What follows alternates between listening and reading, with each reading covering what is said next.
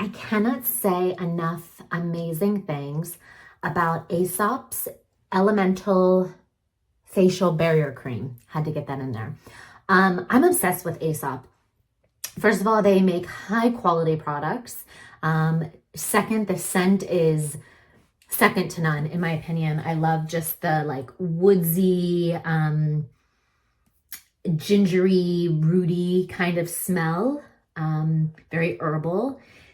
I'm gonna let you look in there. It is a very thick cream. And what it's for, and I'm gonna show you with a toothpick, I don't know if you can see it. It's, I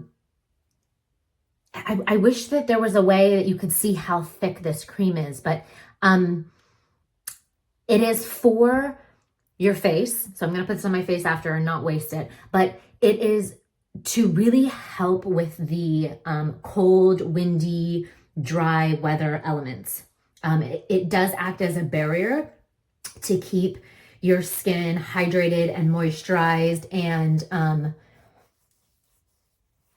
just like protected from the elements. If you're in a windy, cold area, this really helps.